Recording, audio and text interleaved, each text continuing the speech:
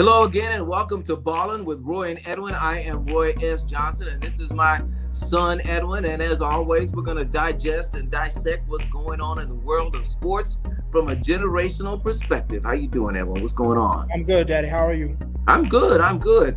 Let's just jump right into it. Big news today.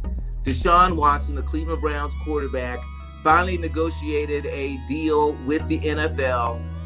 He will be suspended for the first 11 games of the season, which actually takes 12 weeks because of a bye, and also being fined $5 million, the largest player fine in NFL history.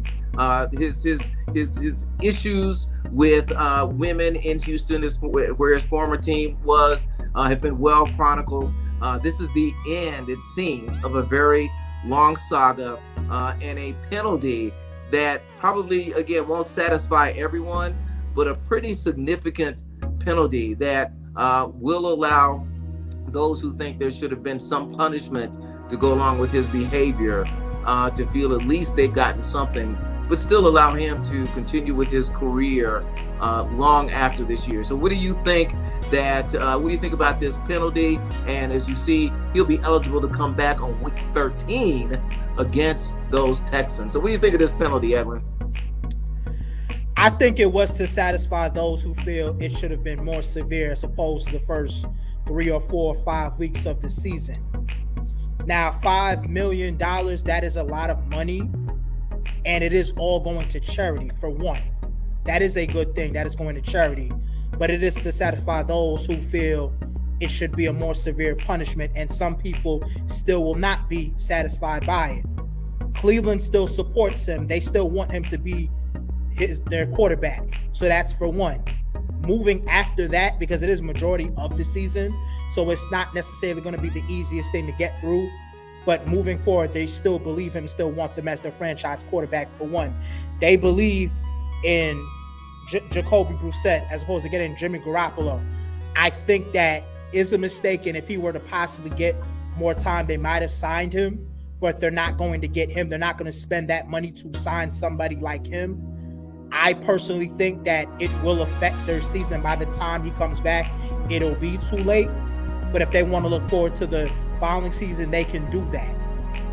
Yeah, there's a lot of things that you said that we can digest. The Browns have about $49 million in cap space, so they could afford Garoppolo. But I think you're right. I mean, at this stage, why bring him in? You got Deshaun Watson signed for the next several years. It would only just create more tension. Hey, give Jacoby a time. The first 11 games, let him play. He's been in the league for what now? This will be his 7th season, so he's been around for a while. He has started before. He's got an 83 quarterback rating, so he's not a horrendous player by any stretch of the imagination. So this is not a season where the Cleveland Browns were probably going to compete for the Super Bowl. So why not just do the best you can with your backup?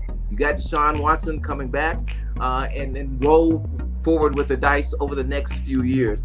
I love what you mentioned about the money going to charity. The $5 million plus the league and the Players Association are kicking in $1 million each. So they're creating a $7 million fund and this is what the NFL said, to support nonprofit organizations across the country that educate young people on healthy relationships, promote education and prevention of sexual misconduct and assault, support survivors and related causes. So if you have a nonprofit out there that focuses on one of those areas, go get your check, because the NFL is ready to support you, which again, Let me say one more thing, that during this process, he also wants to make sure he's able to maintain communication, build relationships with his new teammates, because in order for them to even come close to competing for Super Bowl, yes, they have to be able to trust him. I think they need to be able to trust him as a man also, so he needs to be able to have the conversation, because you don't want those type of questions and them looking at him sideways in a locker room. So I think that's one thing he has to be able to maintain from this season to the next season. So do you think by doing this now, before the season starts, does that help him to remove that distraction from the locker room and allow him, even though he's not playing, to develop the kind of relationships with his teammates that he needs to in order for them to perceive him as their leader? It does help in the sense of, okay, you claim you're owning up to your part in what you did. You're admitting that the punishment is more severe. I think that's a part of it. It could have been a shorter suspension, but the main thing is for him to talk, and then for one to talk, but also put action behind his words too, because you have to be able to trust each other. So talk to them as men and build that trust, because from this year going into next year also, because you don't just want to think you're just going to come in week 13 and just talk about it for the last 3 or 4 remaining weeks. No, it's going to take from then through all the training camps to the summertime to preseason and so forth to next year. Yeah, he's going to have to do that work in the first 11 weeks of the season, even though he's not on the field. I don't know exactly what the restrictions are, whether he can practice, or whether he has to be away from the facility the whole time. He has to be away from the facility. But some way he's going to have to, and I guess you certainly can do it through group chats and text messaging, through Zoom and StreamYard like we're using. He can use all sorts of ways. He needs to be very intentional and proactive about building these relationships, because let's remember, this is a new team for him. These are not teammates that he has had before. So far he has really been little more than a distraction. Certainly he maybe has played well during training camp. Maybe he's solidified the fact that they believe in him. 11 weeks is a long time. So he's going to have to be very proactive about maintaining relationships with those teammates, so that when he hits the ground versus the Texans in week 13, that it's clear that he's the leader.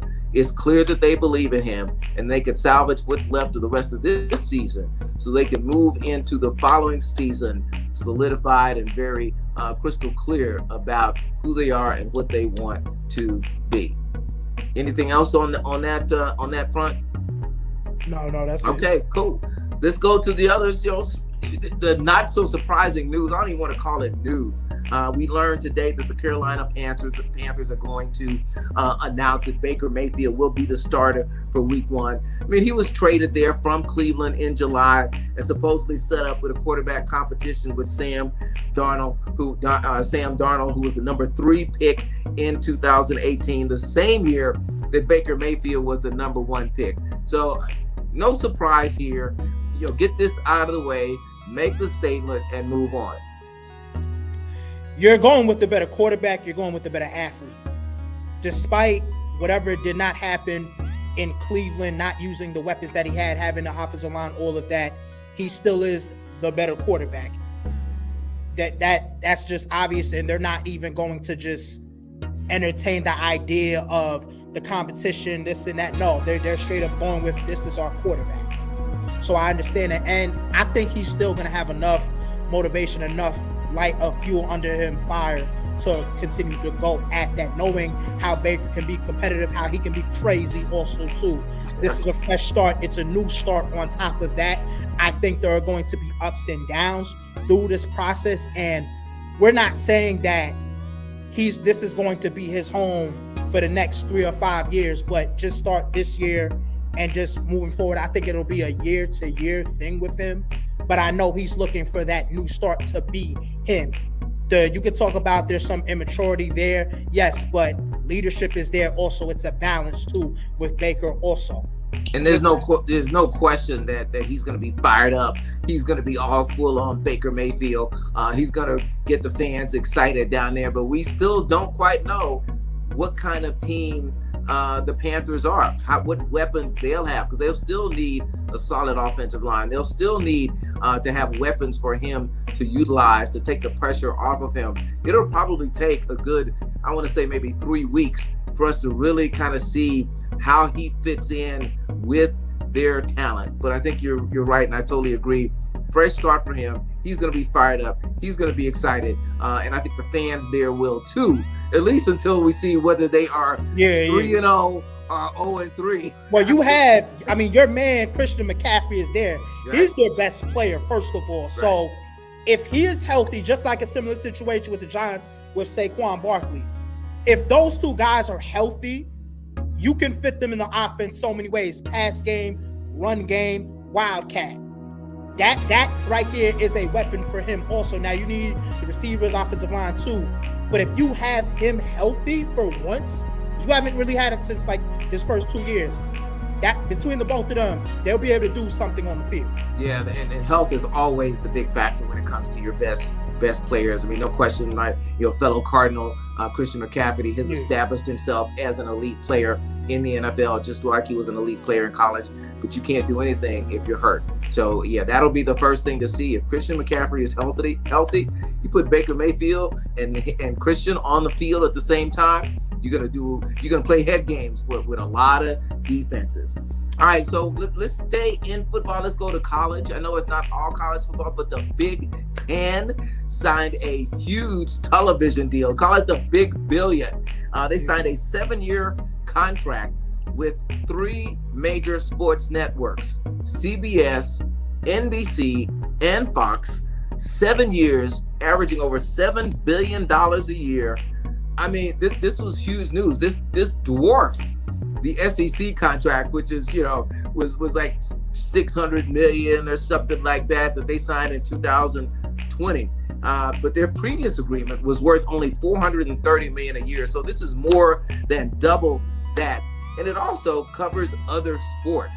It covers men's and women's basketball, baseball, softball, and volleyball. So is now the Big Ten poised to be better than the SEC, at least in the boardroom or when it comes to the bank? If you want to talk about bank-wise, if you want to talk about size-wise as a super conference, yeah, for right now. Now, the SEC has teams supposed to join it too. You have Oklahoma and Texas supposed to join the SEC as well. But for right now, because USC, UCLA, they're going to join too. If you want to talk about that, because that deal is going to begin July 1st, 2023, it is supposed to go to 2029, 30 year. So if you want to say that, then yeah, you still have SEC games on CBS too. So they're not going to get the money that they're going to make is going to go up every year because they still have SEC games. The first year they're going to show 7 games on CBS. It's money. I'm not really a big fan of these super conferences. I'm not a big fan of. I'm a traditional guy, but it's always going to be about the money, and it's not really about so much region anymore either. And this is not new. I mean, I remember early TV contracts when, oh my gosh, they're getting $10 million a year. They're getting $20 million a year. This is a big arms race that has been going on for decades. It's been evolving along with the television industry, along with the streaming industry, along with the digital industry. There's clearly a lot of money to be made, and college football is a prime asset. It draws eyeballs. It is a clear asset. And so if you're now the Big Ten and you've got range across multiple time zones, you've got some of the marquee names in sports. You got Michigan, you got Ohio State, you got Penn State, you got UCLA, you got USC. Man, you're walking into the room, you win. You're just like, here's my number. Now ESPN pulled out of the deal of the negotiations because they've got the SEC, and I have to correct myself. They signed a deal. The SEC signed a deal 2 years ago that was $3 million a year, and they gave all their rights to Disney, which is basically ABC and ESPN, with some games on CBS, but that ends, as you mentioned, in a couple of seasons. So, it's a mega arms race with big biceps, big bucks floating around. But I got to tell you, right now, the commissioner of the Big Ten right now looks like he's the big dog in the room. Eventually the Big Ten will make $80 to $100 million per year. Right. So it is a huge deal for them, and one that really has to make the SEC go. They're gonna have to wait because their deal doesn't expire for a few seasons before they get to come to the table and write their own check. So while we're talking about college football, let's look at this AP preseason poll. And again, we've talked about the preseason already, and there's no surprises here. You got Alabama at the top, you got Ohio State, Georgia, and Clemson. But here's something. It says this is the 9th #1 preseason AP poll ranking for Alabama, second only behind Oklahoma with 10. And I'm going to give credit to my colleague at AL.com, Michael Casagrande, for coming up with that stat. said in the years that Alabama was ranked number one, now they finished number one only twice in those 9 years. That was in 1978 and in 2017. In 2016, in 2018, and 2021, while they were ranked number one in the AP poll, they finished number two. What are your thoughts on this ranking, and what does it really mean until they start knocking heads?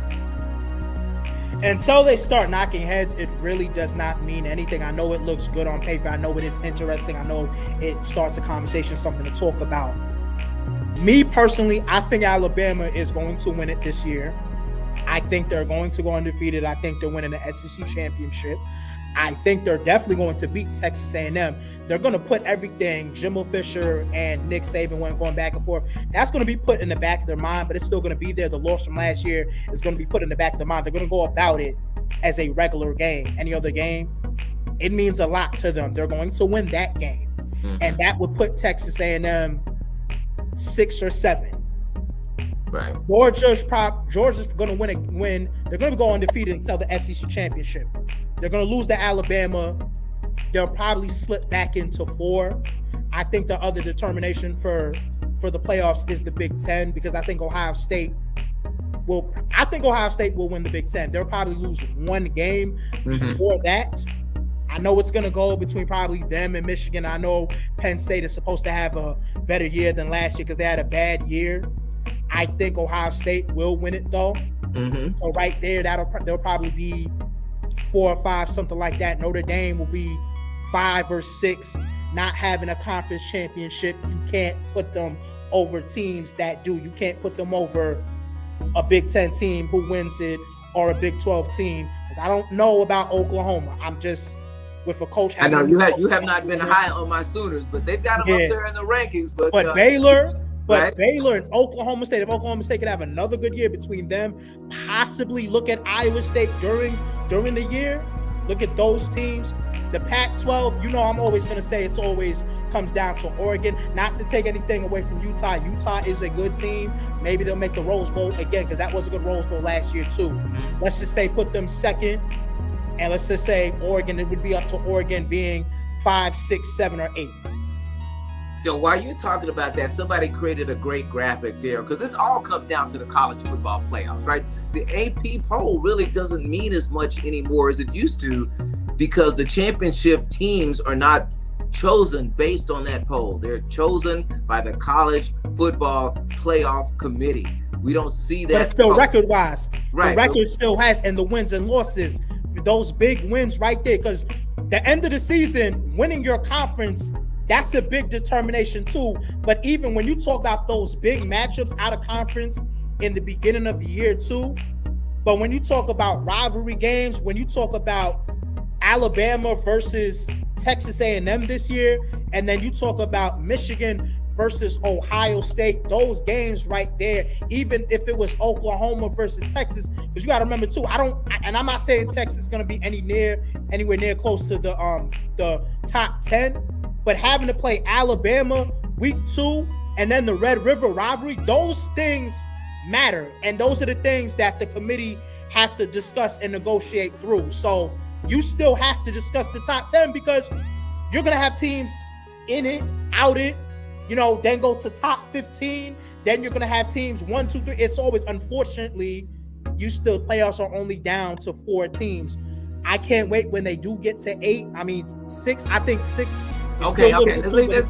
We'll say that for later. We'll say that. But I love your old school appreciation in your new school body, your new school mind. You love the old rivalries. You love the old leagues, and that's great. It's gonna, but the college football playoff committee is the one who decides who goes to the playoff. And so somebody created a graphic that mentioned 5 teams that could wreak havoc on the college football playoffs. Now I looked at this, and I quite frankly wondered if somebody was on crack. I mean, I really like Auburn.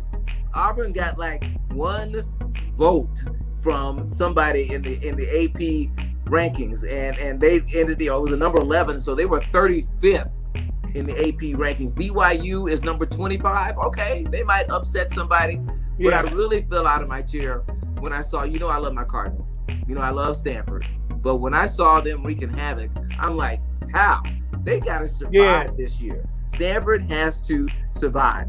Stanford is facing, you look at the schedule, and I'm going to say right now, my Cardinals got the toughest schedule in college football. They played 5 ranked opponents, 4 in the top 15. So the only way they're going to wreak some havoc is they pick off one of those teams, maybe late in the season, when that team might have had an opportunity to make the playoffs. But it's kind of a crazy list. I mean, South Carolina, okay, I can maybe see that. Kent State, I'm not sure. BYU's about the only one I see can make any real trouble. What about you?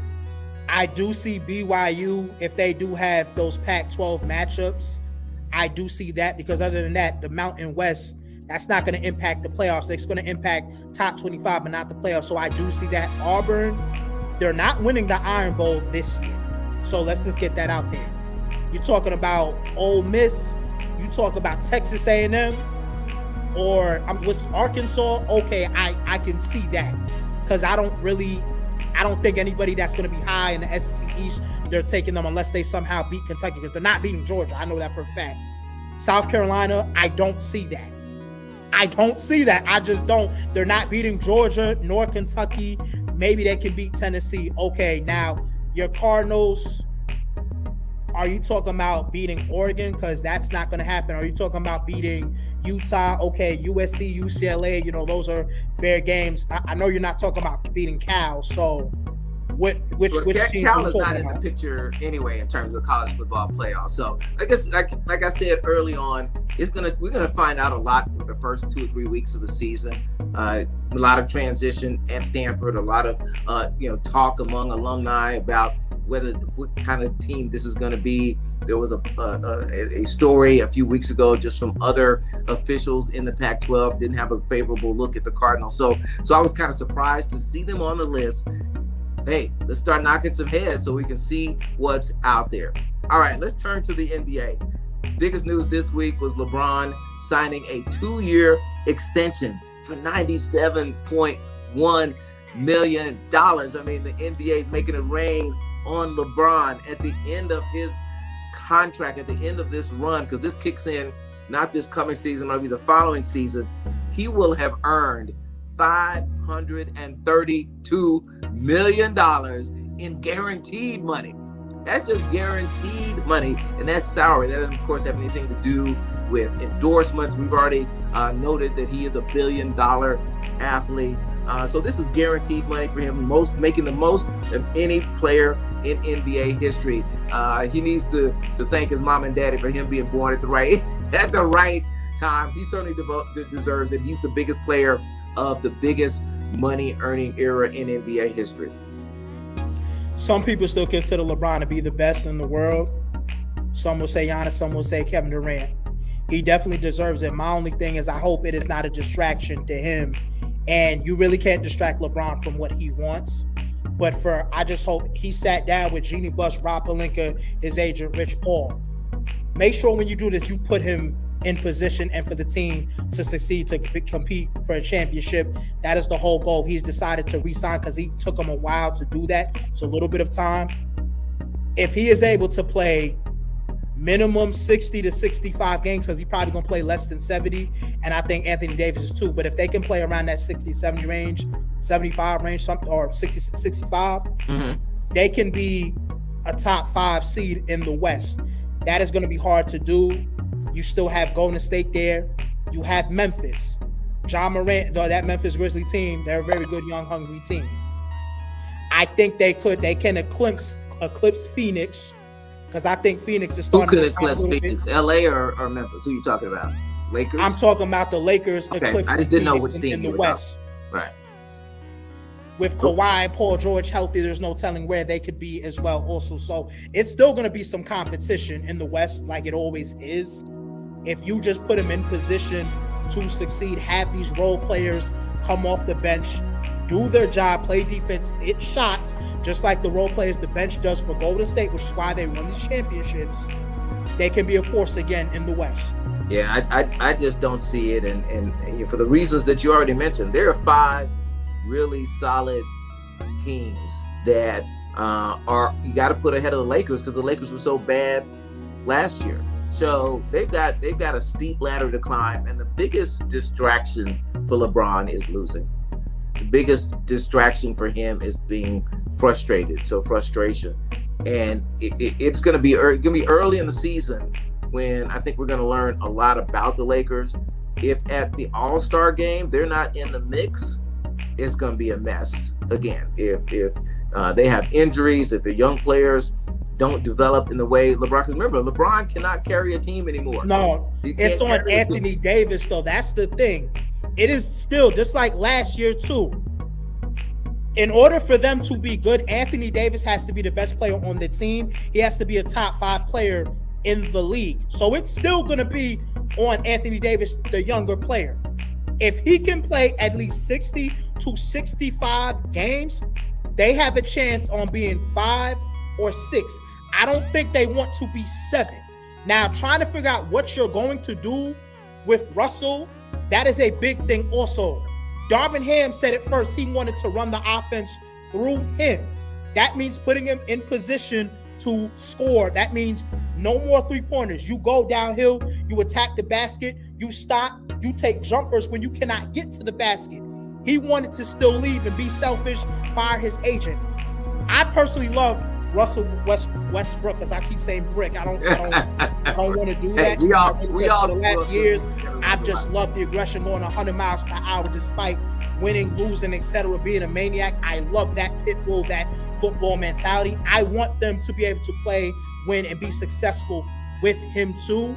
He might have to take his seat back, but you need all 3 of them. But it's going to be, again, on Anthony Davis. It's going to be on him to be the best player. There's no question that the Lakers are going to be one of the early stories that everybody watches in the NBA to see whether they're going to be able to make that be the top of that middle tier in the West and at least be honorable and competitive with Phoenix, with Memphis, and with the Clippers, right? Those are the teams that they really have to. Well, Golden State is at the top. We know they're at the top. They're not going to be that good unless they're total surprise. Yeah.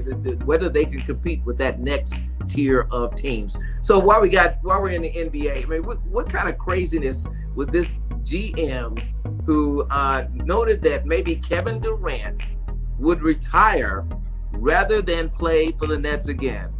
I'm like, this is the most absurd thing I've ever heard. So let's start with this. Kevin Durant is supposed to make $44 million next season. The following season, $47 million. The following season, $51 million. The following season, $54 million. His mama better pull his ear and say, look, boy, we are not playing with the family wealth, the generational wealth. You can be frustrated all you want. But I think this was just something somebody threw out there to kind of make some noise. I don't see any way Kevin Durant retires and forfeits almost $200 million just because he's mad at the Nets. No, anybody who knows Kevin Durant, how he thinks, he knows regardless of what's going on. He loves to hoop. He loves to play basketball as long as he can. And yes, he's turning 34, I think in the beginning of the season, sometime next year. He's going to still have some injuries. He's going to miss time, but he's in no way, shape, or form physically nor mentally ready to retire. I think everybody clearly knows that. I don't know where this came from or how it was brought up. He's not retiring anytime soon. There's so much more he can still do on the basketball court. But he's not really a vocal leader. He doesn't really care for necessarily being the leader per se and doing all this stuff. I think he, for the first time, finally sees and realize how much it takes to build and make a team and what comes with that and what other things that he clearly does not want to be involved with. And I think the problem is you're trying to make a team and do business with your best friend. Just like anything else in life, you can't always go into business with your best friends. And yes, you're mad at Kyrie. I understand that. And that's part of the reason why he wants to trade. He's still going to be in Brooklyn come the beginning of the season. He's not going to hold out. He's still going to play basketball. Who knows? Maybe this is one of these fake things from a fake site. Who knows? I mean, anytime it's an anonymous quote, you don't know if it's for real. But you know what? This is for real. The Lakers announced that they are going to retire Pau Gasol's number 16 jersey. And I love this because as the league progresses, fans forget about players like Pau Gasol. Pau Gasol was one of the best European players ever in the NBA. He's a 6-time All-Star. He won 2 championships with the Lakers in 2009 and 2010, was a great teammate. He's the kind of teammate that LeBron needs now. He was a great teammate for Kobe Bryant.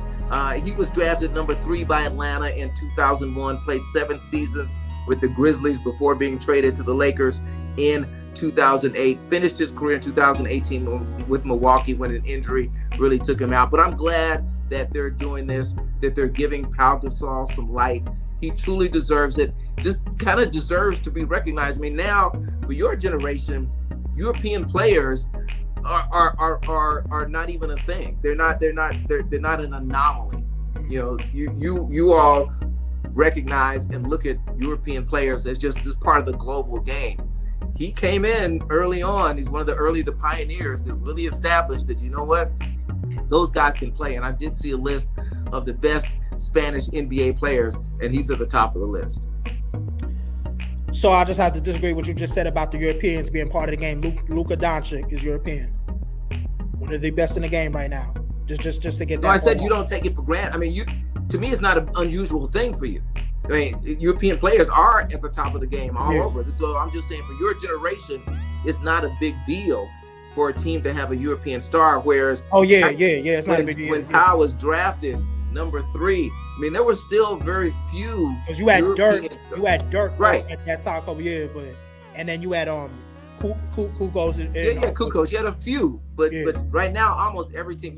Nobody even cares what country a team or a player was born in anymore. Whereas back then, that was a big deal because teams were just beginning to scout in Europe, and there were some busts too. There were some successes, but some busts. But right now, hey, they're just right there playing the game along with American-born players. And as I said, for your generation, it's not a big deal that the players from Europe. They're just another player. They're just another great NBA player. Yeah, no, he deserves it. He helped bring those championships. He gave Kobe the help he needed to win those 2 championships.